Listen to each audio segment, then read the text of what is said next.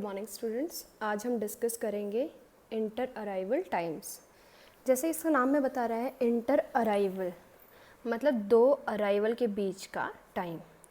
This means time between two successive occurrence of event. मतलब अगर एक इवेंट यहाँ पे हुआ है तो उससे नेक्स्ट जो इवेंट होगा इन दोनों के बीच का जो टाइम है उसको कह रहे हैं। एक फर्स्ट अराइवल ये था, ये सेकेंड अराइवल है, तो इनके बीच के उसको क्या कहेंगे? Inter arrival time. Because the occurrence is overall chance events which are unpredictable। ऐसा क्यों? क्योंकि मुझे नहीं पता है कि एक अगर यहाँ पे अकर हुआ है इवेंट तो दूसरा कब होगा, कहाँ होगा, तो इसलिए हम ये प्रोबेबिलिटीज से चेक करते हैं। So we want to now look at the if it is possible to determine the distribution of these inter arrival times। अब हम देखेंगे कैसा पॉसिबल है कि हम इस डिस्ट्रीब्यूशन निकाल पाएँ इस इंटर अराइवल टाइम के लिए, कैसे हम पता कर सके कि भाई कितनी देर बाद एक अराइवल आएगा। तो देखिए हम क्या कहेंगे, probability n t is equals to 0। ये हमने लास्ट वीडियो में भी डिस्कस किया था। इसका मतलब क्या है, जब एक भी अराइवल नहीं है टी टाइम तक, तो उसके लिए हमने निकाल लिया था फॉर्मूला क्या था, e raise to power minus lambda t. That means no arrival from 0 to t, कि 0 से लेकर टी टाइम तक कोई भी अराइवल नहीं है। x1 हमने क्या मान लिया कि जब फर्स्ट अराइवल हुआ है। x1 क्या है, जब फर्स्ट अराइवल हुआ है। जैसे अगर यहाँ पे हैं, ये 0 था, यहाँ पे फर्स्ट अराइवल है, पहली बार यहाँ पे अक्कर हुआ इवेंट, तो जो ये वाला हमारा टाइम है इसको हम क्या कह रहे हैं, फर्स्ट अराइवल टाइम। मतलब x1 इसको कह रहे हैं, 0 से लेके फर्स्ट अराइवल तक के टाइम को। Then if I want to compute the probability that x1 is greater than t। अब अगर मैं देखना चाहती हूँ कि क्या प्रोबेबिलिटी है कि ये जो x1 टाइम है ये t से ज़्यादा होगा, that means there has been no arrival in interval 0 to t।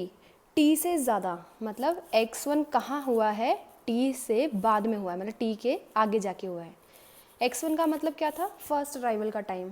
तो t जब मतलब अगर मैं कह दूँ 12 बजे तक क्या कोई अराइवल हुआ है, और मैं कह रही हूँ x1 कब हुआ है, 2 बजे, तो मैं कह दूँगी रात के 12 से सुबह के 12 तक कोई भी अराइवल नहीं है। अराइवल कब हुआ, 2 बजे।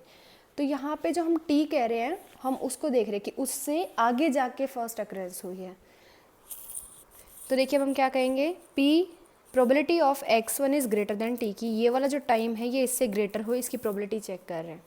तो इसका मतलब क्या है कि टी तक तो कोई अराइवल नहीं था, तो e raise to power minus lambda t. अब आप देखिए गलती से भी यहाँ पे इक्वल टू का साइन मत लगा देना। क्यों? क्योंकि इक्वल टू का मतलब क्या हो जाएगा कि क्या ये दोनों इक्वल है, यहाँ तक हमने ये नहीं कहा, हमने कहा इससे बड़ा ही होना चाहिए x1, दोनों इक्वल ना हो। तो देखिए f क्या है, cumulative distribution function for x1 है, तो ये इसको हम ऐसे लिख सकते हैं 1 minus f x1 t is equals to e raise to power minus lambda t. इसकी वैल्यू ये रखी है, ये यहाँ से आया है। सो एफ ऑफ x1 t, इसको इस साइड शिफ्ट कर दिया 1 को। अब हम इसको डिफ्रेंशिएट कर रहे हैं, डिफ्रेंशिएट कर रहे हैं तो देखो f का क्या आ जाएगा, f डैश, इसी को हम क्या लिख देंगे, f x1, small f x1, या फिर हम इसी को लिख देंगे f x1 ऑफ t। ये सेम रहेंगे तीनों, ये लिख लो, ये लिख लो, या फिर इसके साथ फिर t आएगा वो लिख लो। तो लेफ्ट हैंड साइड का डिफ्रेंशिएशन ये रहा, राइट हैंड साइड का ये आ गया है। तो अब ये किसके इक्वल हो गया, माइनस माइनस पॉजिटिव, ये बन गया है। इसके बाद देखिए क्या आएगा, इसका मतलब क्या है, x is exponential lambda, expected time of E x1 is 1 upon lambda, ये आ जाएगा डायरेक्टली यहाँ से। इसका मतलब क्या, this means 1 upon lambda is the mean for the first arrival. First arrival के लिए क्या है मीन, 1 अपॉन लैम्डा है। अब हम कह रहे हैं कि x2 escape time between elapsed time between the first and second arrival. First event यहाँ आकर हुआ, सेकंड यहाँ हुआ है, तो ये क्या है, इन दोनों के बीच का टाइम x2 है। तो हमने कहा probability that x2 is greater than t, कि जो ये x2 है ये भी t टाइम के बाद हुआ है, प्रोवाइडेड दैट x1 कब हुआ था, s टाइम पे। तो कंडीशनल है ना, क्योंकि हमने क्या किया, x2 कब हुआ है, t के बाद, और x1 कब हुआ है, s टाइम पे। तो इसी को हम लिख सकते हैं probability n s plus t minus n s is equals to 0 because second occurrence has not taken place up to t. इसको आप देखिए खुद कैलकुलेट करके देखना, खुद समझ के देखना, अगर समझ आता है ठीक है, वरना नेक्स्ट टाइम आप मुझसे पूछेंगे मैं बताऊंगी बट ये मैंने लास्ट वीडियो में काफ़ी बार डिस्कस कर दिया इनका क्या मतलब होता है, तो मैं एक्सपेक्ट कर रही हूँ कि आप ये समझ जाएंगे। प्रोवाइडेड दैट x1 कब हुआ है, एस टाइम पे। अब हम हमेशा कहते थे ये कैसा होता है स्टोकास्टिक में, कैसा चलता है प्रोसेस, मेमोरी लेस, मतलब पीछे वाले से कोई मतलब नहीं है। तो इसका मतलब क्या है, देखिए मैं इसको लिख सकती हूँ कि हमें सिर्फ x2 से मतलब है कि x2 कब हुआ है। Probability of p(x2) is greater than t, सिर्फ हमें ये चेक करना है। x1 कब हुआ कब नहीं हुआ हमें कोई मतलब नहीं है। सिमिलरली यहाँ पे भी हमने क्या किया, x1 वाले को हटा दिया ना, क्योंकि हमें कोई मतलब नहीं है पहले वाला कब हुआ है, सिर्फ हमें x2 से मतलब है। ये किसके इक्वल आ जाएगा, e⁻⁻λt।